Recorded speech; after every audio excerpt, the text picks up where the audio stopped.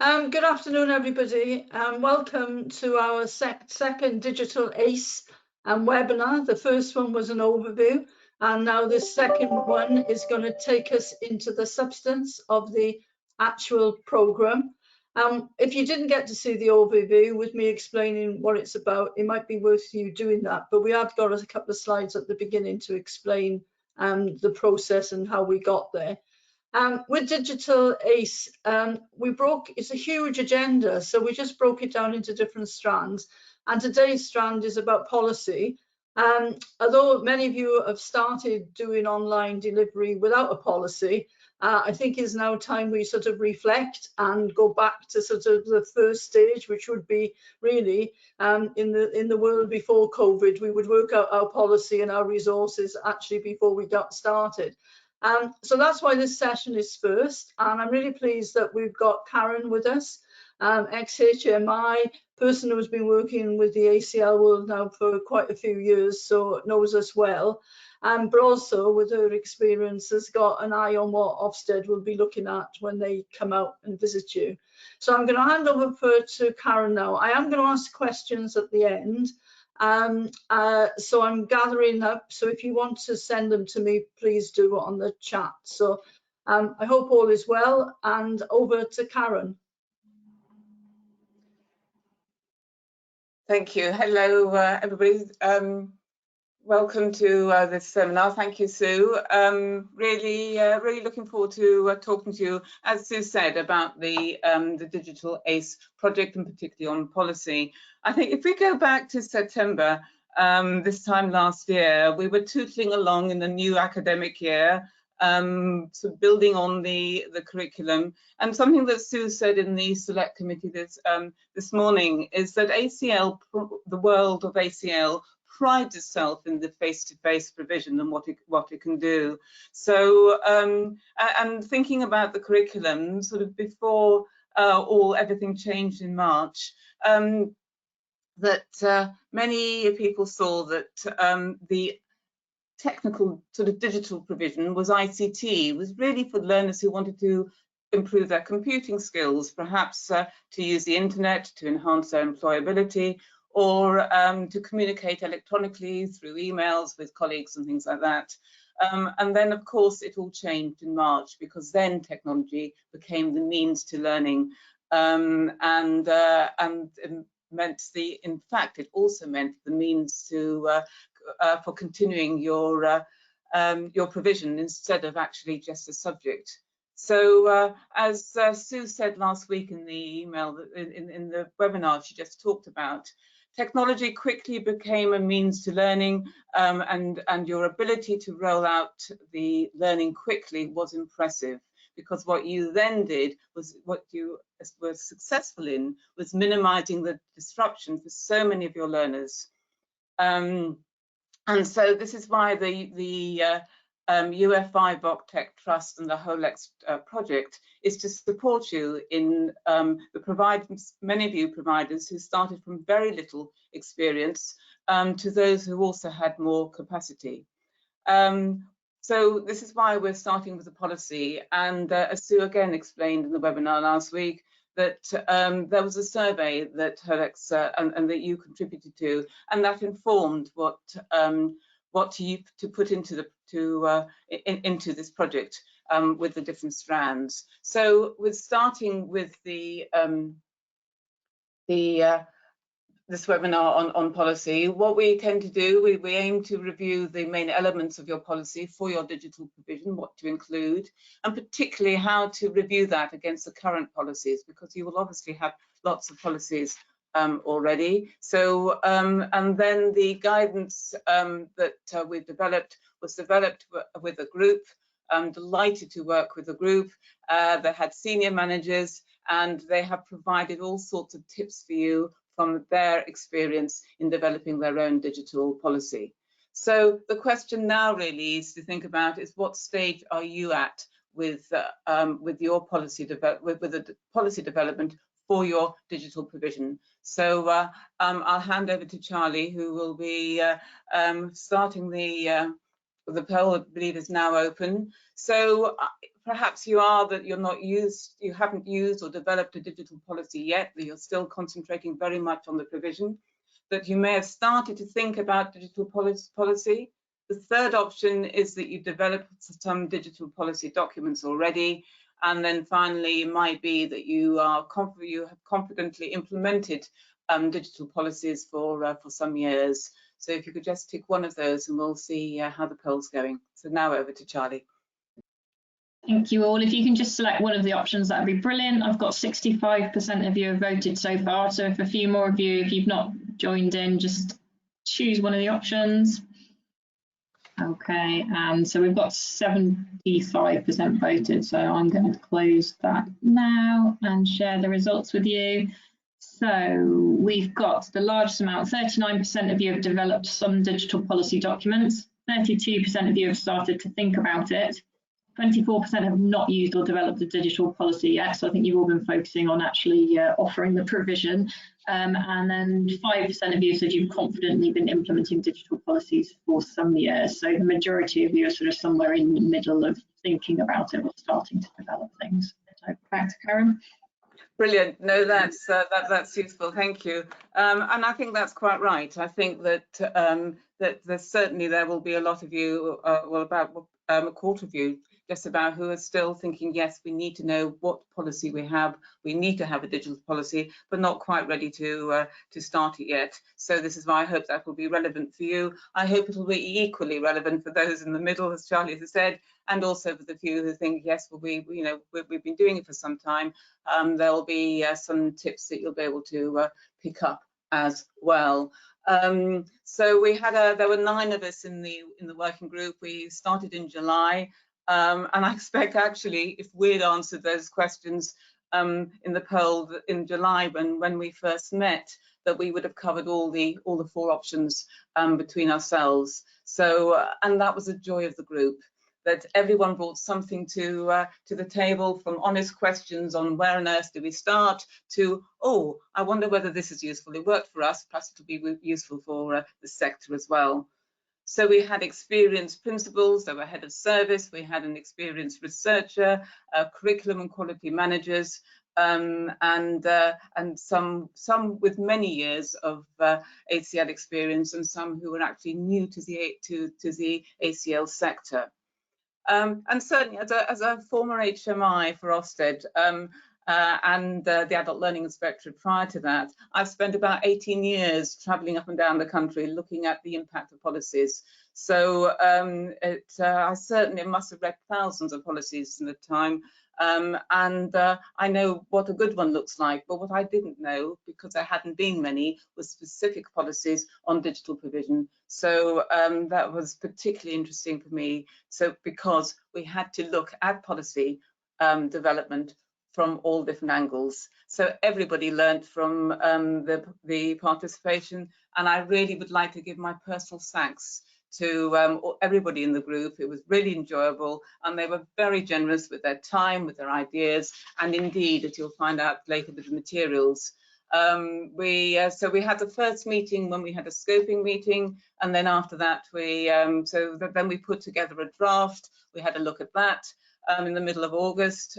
So people have been working over the summer, and then a couple of weeks ago we looked at the final version. So the guidance materials have been crawled all over, and we really hope that they're going to be as useful as possible for all of you, because the energy had gone into making sure that you will find the materials and the advice useful as you develop your digital policy.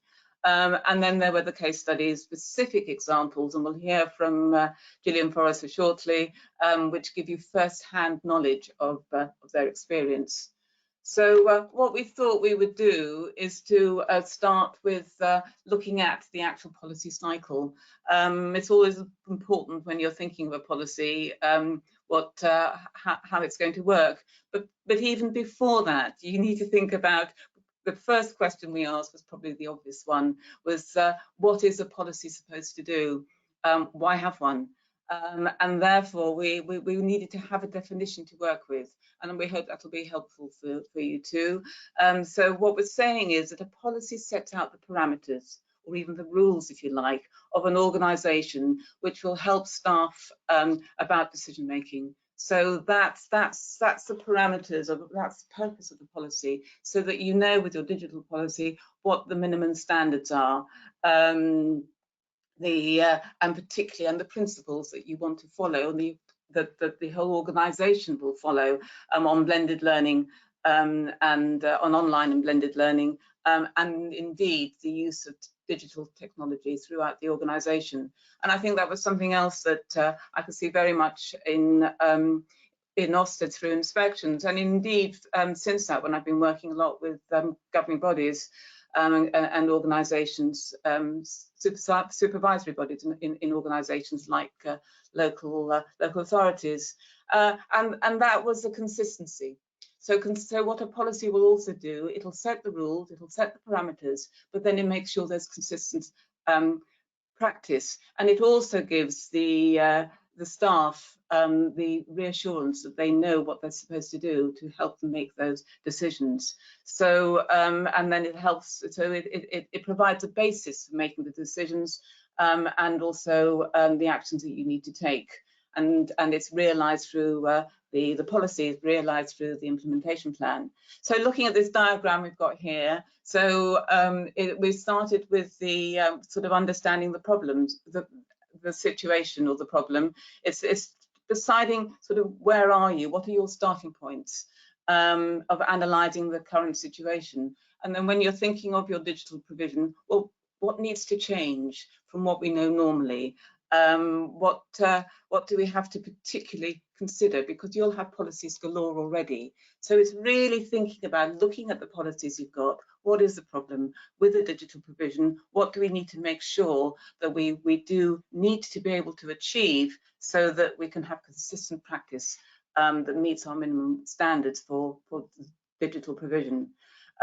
So it might be that you need to do a risk assessment, you might do a needs analysis, and those are some of the things that we have covered in the materials for you. So when you know where you are, you then have your statement. This is what we want to achieve.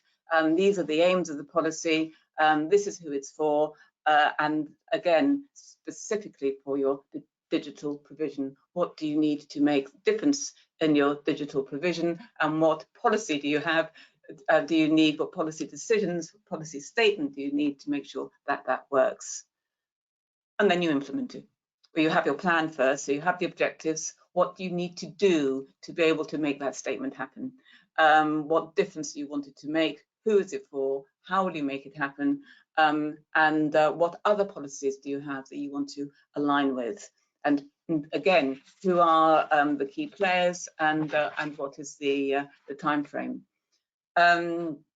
This will involve things like training. It'll be in communication with your learners as well as your staff, and of course your governors and other stakeholders. And there may be also people in your local authority that you need to work with as well, in terms of planning how you're going to implement your policy.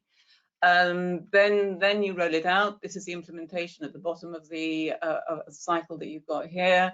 And you're putting the systems and the rules into practice, and you've got your key players, your staff, your learners, and they now know they've got the policy guides that will guide them.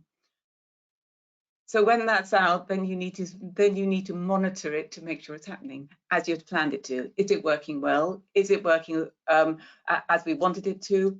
Does anything need changing? Does it need adapting in any way? And then moving on to the evaluation and review, once you then feel that you're comfortable with the way it's working out, then you need to stop and you evaluate it. What difference has that policy made? Have we got the consistent practice that we wanted to? Are we meeting our objectives? Are we meeting our minimum standards that we want? And is the policy statement relevant? And then you go back again and you think, right now, have we got a new problem, or can we continue? And you go around a cycle. So that actually you can probably use for any cycle, any policy development, but particularly obviously now we're focusing on the digital policy, the cycle for your digital provision. And that's why then moving on to looking at the strands. So what we did at the scoping meeting that we had in July we sat, we didn't sit around the table, but we did it all through Zoom, so we were all around the screen. As I said, there were 9 of us, and we decided, well, what do we need to consider? What are the areas? This is one of our main aims of our strand of the project, is to identify the different areas that you have in the that we'll need to consider when you consider about the digital policy. So it was so we had the scoping meeting, and indeed it was really important to think, because everybody by that time in July had experience of responding to the COVID-19, it made the digital technology much more intensive to think about what we need to have, what we need to include. But it was also important, says she, hopefully, to think about September and October and beyond, where there should be more blended learning, which you're probably starting now, and so it's future-proofing it as well. So these are the areas that we came up with, and these are the ones that we thought we would cover: the technology and equipment, looking at the staffing and staff capabilities of their in the terms of their digital skills, and then thinking also about the curriculum. And in there, we also included quality assurance as well. The digital curriculum is important as well, as to making sure that that it is inclusive, and thinking about making sure everybody still is indeed, or how are we going to prioritize to make sure that people can access the curriculum, and how do we need to adapt it? And what policy decisions do you want to, or policy parameters do you want to put in place to help people make those decisions? Because, as I said, that's what policy is all about. Very interesting discussions that came with providing a healthy as well as a safe learning environment, a digital learning environment, because the circumstances are obviously very complex for people. If they are learning from home, there'll be all sorts of complexes of circumstances with other people in the house, lack of equipment, lack of connectivity. So it was also making sure and thinking about people's well-being with the additional stress of all of that, and not forgetting, of course, the support for learners. So that's how we came up with the areas in what to discover. So, and in fact, that as Sue explained, these areas are also covered in the strand. So you do have a strand on technology and equipment. There's a strand on resources and materials, which includes the curriculum. There is a strand on quality assurance. There's also a strand on safeguarding and prevent for the materials as well, and one on support for learners, particularly those low skilled. So you've got the other 5 strands which will follow from this one, and that's why we thought that it was a good link really to make sure that we were covering the policy, and so you can see and think about the policy as you can then later on look at the materials for those individual strands. And of course, with the quality assurance one, that it links to the education inspection framework. So looking at the scope and the limitations, and how to use these the guidance materials, that we've used those sections that I just told you, so there will be materials on those, and it really, and then for each of those sections we've got subsections, so what to consider for your digital policy in that particular section. So, for example, in the equipment and technology, what is it that you need to consider? Then we've got a few some advice and tips with practical examples, including case studies. And then at the end of each section, there's links to templates. And this is where colleagues have been so generous with their examples and things. There's templates galore, and it goes back to when I was working in Ofsted on the good practice. That I was one of my many roles was to edit and go through and sort of agree the final versions of the good practice at Ofsted published. And the example we came up with very much, or the phrase we came up with, was that they are for you to adopt and adapt. And it's exactly the same thing here. with these examples, with the case studies and things, we hope that will give you the information, the guidance you need, and some practical examples you can look at. Some of you may be able to copy them through directly to your own organisation, but many of you may not, and that's the whole purpose of it. I think the example is that that if you are driving along the road and your car breaks down, and you've got your head under the bonnet and somebody shows you a picture of a perfect car, well, that's not going to help you. But if somebody shows you a picture of a bonnet that's working, the bonnet of a car that's actually working, which is similar to yours, then it'll give you the idea of what you need to do to make sure that your car will work as well.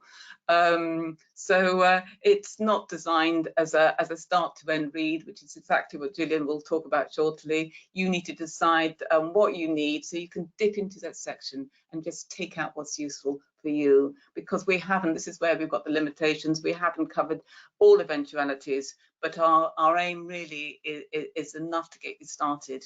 There are some very useful insights from the group, and you can see there the things that they picked out is talking about if you're working with your authorising or organisations, be it a corporation or particularly a local authority, or if there's the sort of some of the hidden costs and things that they've picked out as well that that may be useful for you, so that it's and certainly we had very stimulating discussions that have resulted in these. So I'm now going to move on to looking at some of the summary of the sort of things that we've included in the materials for you in a little bit more detail. So we've got the needs analysis. So we started with the needs analysis, where we've got some questions for you that you might like to look at, to help a template really to help you look at what you've already got. So it's not, as I said, starting from scratch. It's a chance where you can look at what you've got and then decide what you need for your digital provision. There are examples of missions and visions and aims for your digital policy that you might think, oh, that wording's going to help us. We've got an acceptable use policy agreement for your learners and indeed your staff for using the internet and email. And there's also one on conferencing for staff, which again could be useful. So it's really helping you thinking about, looking at the needs and analysis, particularly thinking about the trends in participation. So one of the things you might need to think about is who's attending, who's not, what are the trends, why not, and then what policy do we need to put in place to make sure that we're reaching the people that we really want to reach. So the overarching question when you're thinking about your policy is what values and expectations, or what rules and parameters do you actually want to set? And the key is to be inclusive, being flexible and being responsive.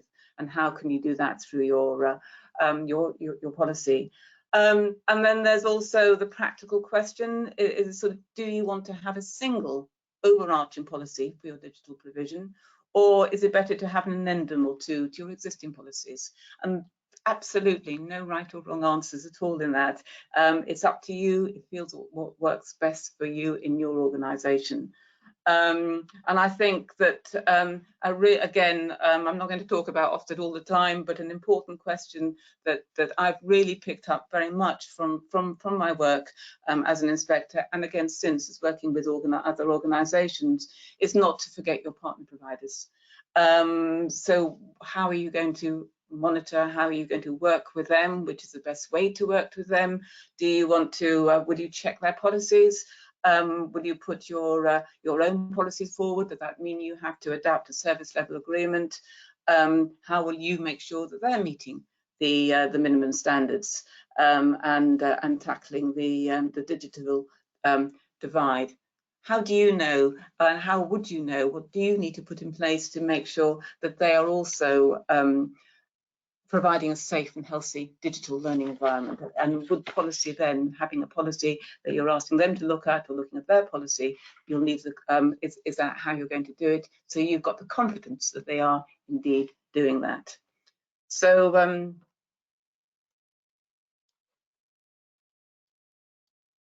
moving on to some questions that the group have come up for you, that you have there, and indeed it's agreeing what to tackle first might be one of your priorities. We put a checklist that might be helpful for you, and that's looking at, are there any corporate decision processes that you need to follow?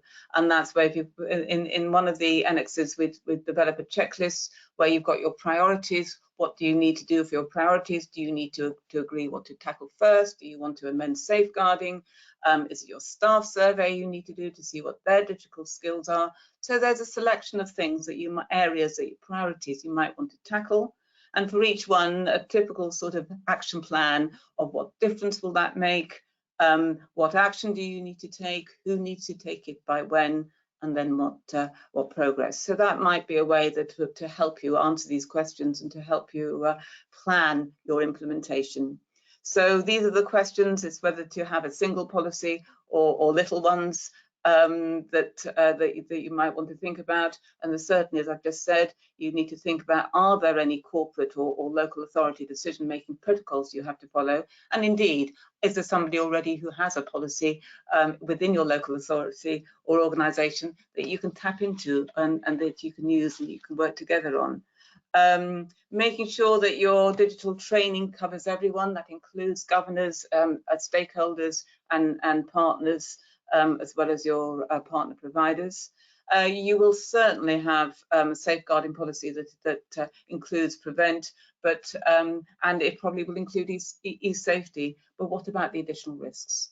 And what will you need to think about? What are the additional risks, and how will a policy help you to make sure that those additional risks are being mitigated through practice consistently across all your provision for your learners and for your staff and other stakeholders. So although the strand, as I said, there is a strand on safeguarding and prevent, and that will certainly cover this, but you'll need to decide what rules, what parameters you need to implement. And then there's a section on monitoring your policy as well. How will you do it? What will you monitor? Who will you consult with or listen to? So I hope that gives you an overview of the materials and how the sort of things you'll be able to find, and help you have some sort of ideas as also on how you can implement your policy. So I'm now going to pass you over to for the next for the second poll,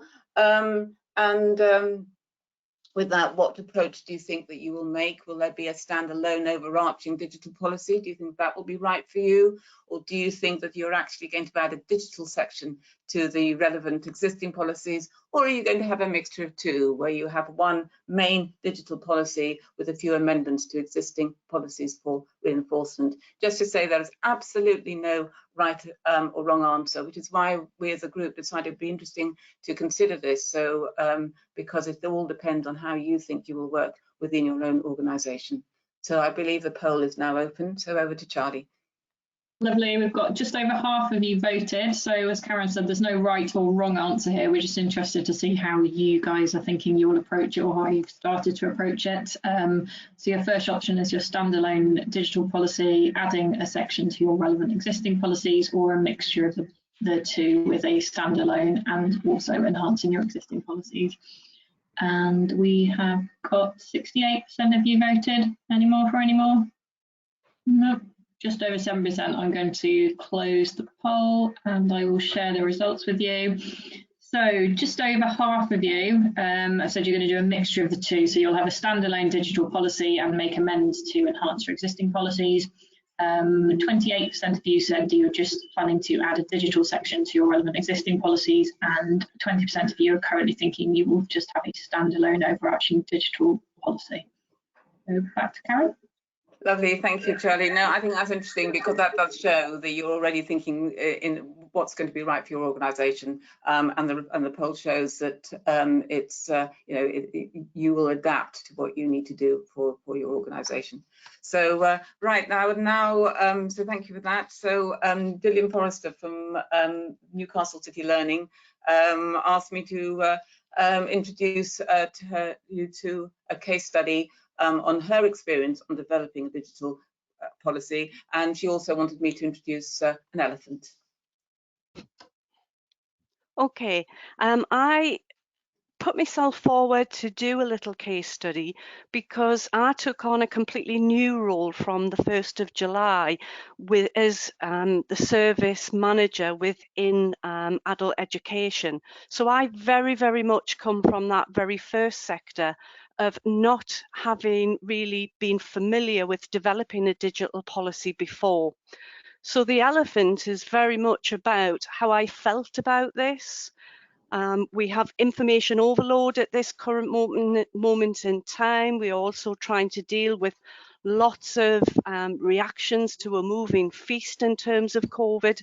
And here we have another huge job to do in terms of writing a digital policy. Being part of the group was wonderful because it allowed me to hear from other people who were further ahead and also share some of my anxieties. And I think the materials that have been developed will also allow others to do that.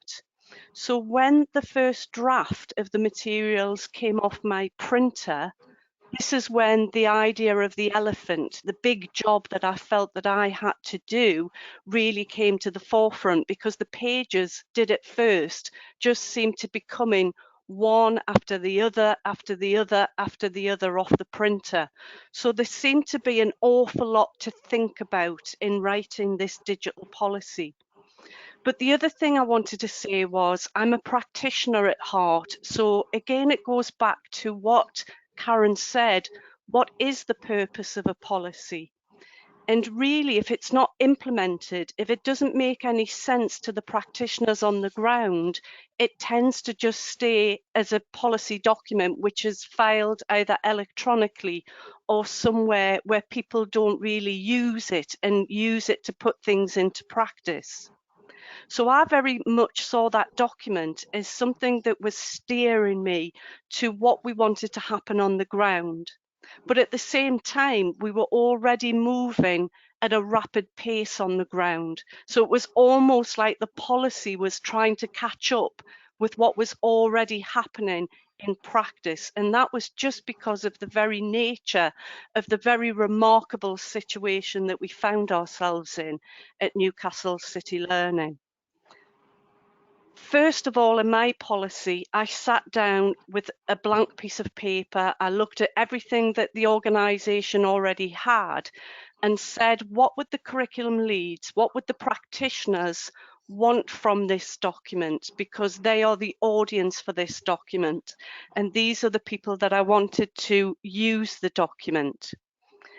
So what I did was use the materials and the guidance and just go through step by step. And I did explain this by starting at the elephant's toenail, basically, and just taking each chunk bit by bit. So I took the individual headings and looked at what are the rules, what are the parameters that we need to be operating around in order to make this work on the ground, and then tried to write that overarching digital policy from that particular point of view. Along the way, I've obviously sought feedback from my curriculum leads, from my senior management team, from teachers to make sure that I'm not missing anything in writing that particular policy. There are also additional documents that were already around within the organisation. So, for example, our information on staying safe online, on bringing your own devices into the organisation. But there were also some radical changes that we had to think about, because this is a totally different world now, in that we're using digital technology in ways that we never have before. So, for example, decisions we've had to make over the summer is which particular platforms we want to invest in moving forward.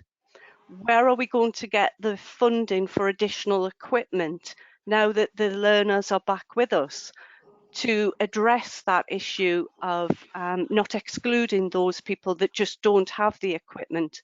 And it's not easy. There's not always easy answers to many of these questions. So slowly but surely, I have written my overarching digital policy. but at all times I'm trying to keep it back to the very good guidance that we give in the document, which is keep it simple, keep communicating, and make sure that it's a document that is real and that we can actually implement. So I did actually pinch the diagram that Karen referred to right at the beginning in terms of what we want to do with our policy. It's not just about writing it, it's about then going back, reviewing it, seeing if it needs to change as we move forward. And it's not such a big elephant anymore. We feel as if we are actually moving forward, and we're not there completely yet. We don't have all of the answers. So one of the things I would say, just to finish off, is the next stage for us would be to finalise that document, get it approved by our county council, and then we're going to get somebody to come in and peer assess, have a look through that, again, with all of us using and our own collaborative knowledge, we still could have missed something. And we do want to make sure that it is fit for purpose, but absolutely also serves us well at our next inspection. So it's really important that at some point we get that feedback, because we all acknowledge we're just not experts in this field. But that's okay. We're doing our best. Thank you, Gillian. That was really helpful. And I think that was really good to take the journey, because I remember during the meetings that you helped us very much by saying how you're using the different documents that we put in and how we made the decisions, because we could probably put in many more, but it was making sure we had the right ones in and the right questions and the right advice. So thank you for that. I think fit for purpose is absolutely the right thing to say, and your idea about peer assessment is really important, and indeed we've included that in one of our top tips. So if I just take you through the first few of those, as Gillian absolutely said, I think the advice from the sector, this is advice sort of from the sector for the sector, is don't overcomplicate your policies. And the phrase that I've often used is to making things user-friendly. So it's not hundreds of pages.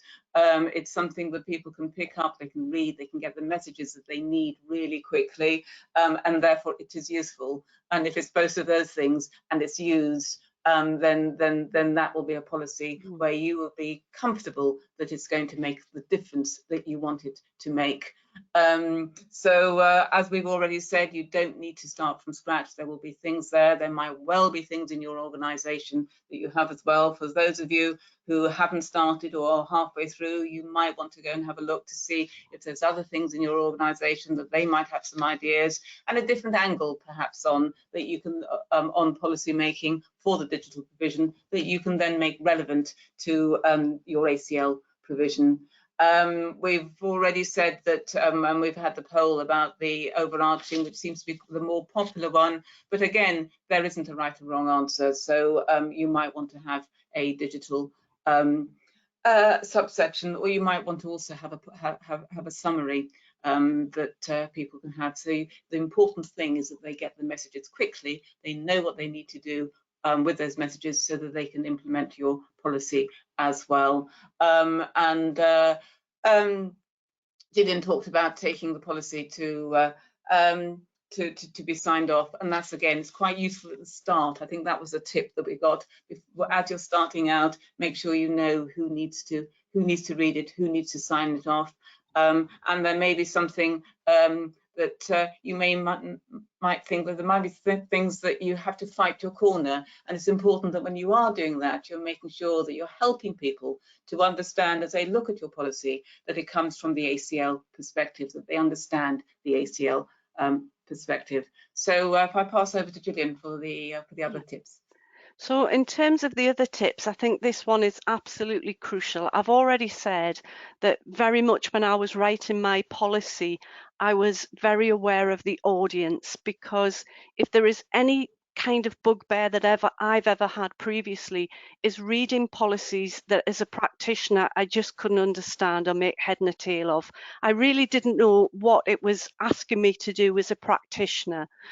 But if we do have policies that maybe are a little bit wordy, we need to communicate them to staff. And that doesn't mean just at senior management level. And again, I've often seen that in organisations, but it's about how we communicate what we expect from our practitioners from that policy. What does it really mean on the ground?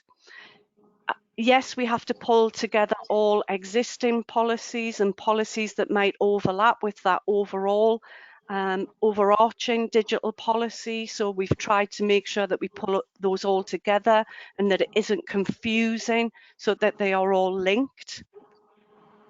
But I think, yes, I've already alluded to this. We have to make sure that it is on our agenda and that we actually go back to it quite regularly, particularly in this new academic year, because even though we've been through it once, we were at the tail end of an academic year, and I do think beginning from the new start of an academic year, the use of blended learning or on learning will be very, very different for us, because that is about keeping engaged with students.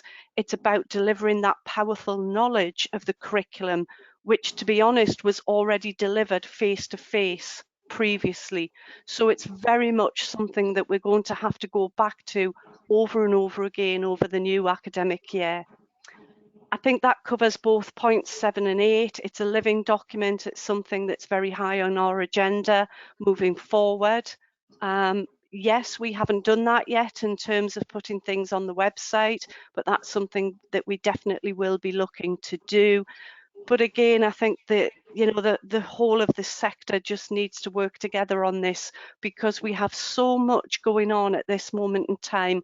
And that's why I think being part of this kind of project is so important, to not reinvent the wheel and to help each other wherever we can and use whatever is there to be given from everybody else.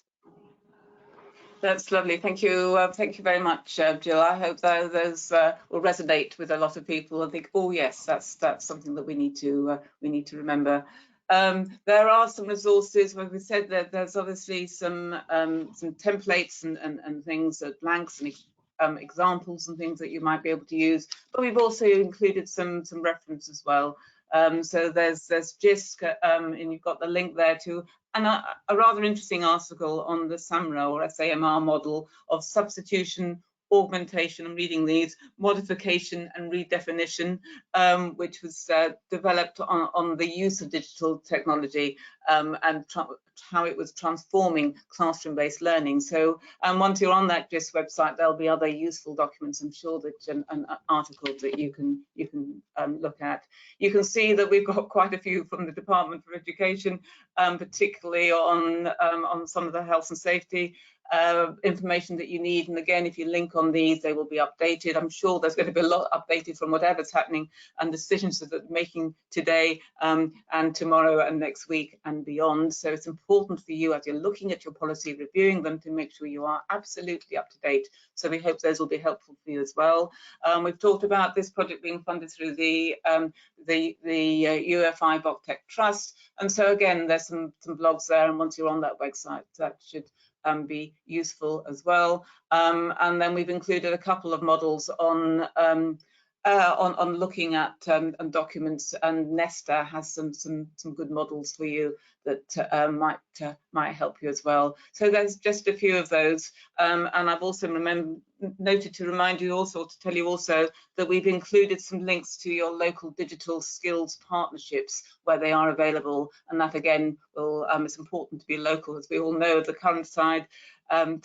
So yes, that should also help you too. I think it's important though to think about, this is not just for COVID, this is also future proofing as well. So as we move into blended learning, and that's why what you're writing now you may well need to adapt in the future, when we medium and long-term future is something that we can think of as well. So I hope that has been useful, and over to Sue for any questions you have.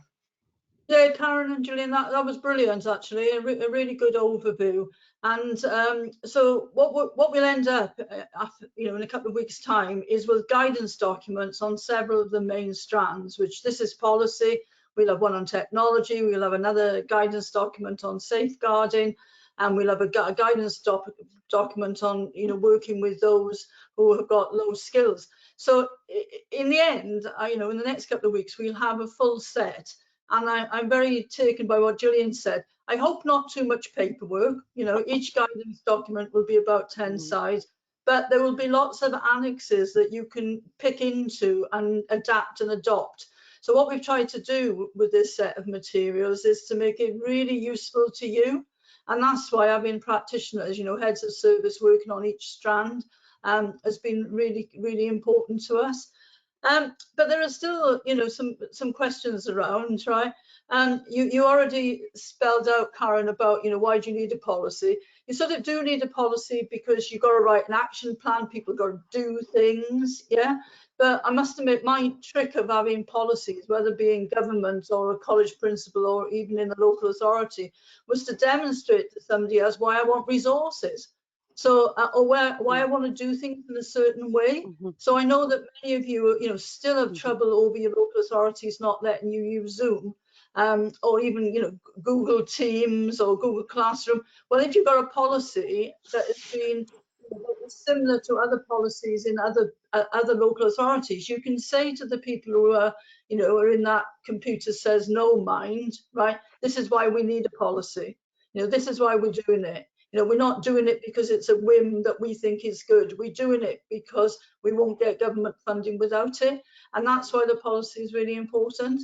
Yeah. And the second bit for me is this has been a bit of an interesting day for me. So I'm doing select committee in the morning, and this is very practical now. But in between, I listened to the Prime Minister saying that we're going to be in this state of affairs for at least 6 months. And he's also saying that schools, colleges, providers like us and universities need to stay open. But you have to stay open in that, I think, as Gillian said, in that blended learning world. Yeah, and it's really important that any of your policies, in my mind now, covers that blended learning. And also, if you've got a learner in front of you, the first thing you need to do is teach them how to use the kit before they locked out or locked down again, you know, because that's the worst thing now, is to have new learners who haven't got the kit, but B, if they're given the kit, they don't know how to use. That will come further on in our resources one, but I just wanted to get that out now. So Karen and then Gillian, right, you've talked about, you know, the digital policy, but come on, be truthful. What do you think is the hardest thing to get one now? What do you think? Gillian, you're halfway through. Karen, what do you think is going to be the hardest thing? I think the important thing certainly is to keep it simple, to get that message across. There's no point in having 20, 30, 40 pages if people aren't going to read it. So I think, again, going back to being useful, I think that's right. And really thinking about the coverage, making sure you have all the aspects that you need, the areas that you need, so it is you. So making it local, I think, is a challenge, and certainly taking it out to your local authority. As I said earlier, is making sure that you are really helping them understand when they read the policy that it comes from the ACL perspective. I think that's a really important thing. Gillian, I don't know if there's anything you want to add. Yeah. Absolutely would reiterate that, and mine is only 5 pages long. I will not go any further than that because people will not read it if it's more than 5 pages long, because the most precious thing at this moment in time for all practitioners is time. They just don't have enough time. The second thing is the funding, the fact that we're not getting the money that recognises the situation that we are currently fighting. And I say fighting at this moment in time because I'm fighting to get additional equipment, I'm fighting to get the resources, and I'm just fighting day by day to stay afloat financially and provide the additional levels of support that I need, not only for the students but actually for the staff as well, because they are really, really under the cosh. Yeah, and Gillian, it does feel a bit like a fight, I must admit, right? Yeah. I mean, I've been fighting for March. You know, one, I'm fighting so that they tell you what your budget is. Two, I'm fighting that they tell you that once they give it to you, they keep it there. You know, a new fight for this financial year. There is, why haven't you got digital advice fund, devices fund, when colleges and schools have? But mind you, the schools budget, the schools fund for digital devices wasn't particularly big. I think my rural sector got 2. But saying that, I mean, I do think it's a fight, but I also think DFE realises that. But we do need people at all levels, like the MPs that were on the select committee this morning. Not all of them were briefed about their services, so we do need us all to work together on that. And we got to take the fight to the right people who could make a difference. Absolutely. Really sit within DFE and with your own MPs, and because it is so important at this moment, I don't think we can be the quiet sector. They talk about colleges being the Cinderella. I just think we're the quiet sector. We just get on and do it, and we can't be like that in the next couple of weeks leading up to the spending review. We really do need to make a sort of, as you say, a fight of it. The interesting thing for me, Gillian, was your elephant, right? The elephant in the room, right? Yeah.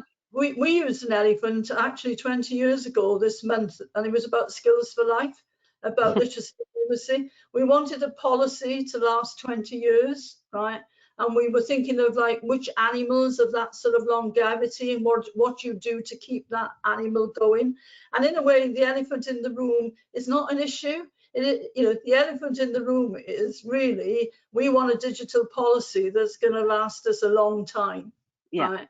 So I'm using the elephant in a different way for me, but it's quite. We need a policy that is adaptable and agile. So when the circumstances change, then we've got a way of managing that. I'm not recognising now that the time is we're nearly coming up to our sort of 60 minutes. Is there one out of your 10 tips, right? Have you got, each of you got just one? Oh, that is so difficult.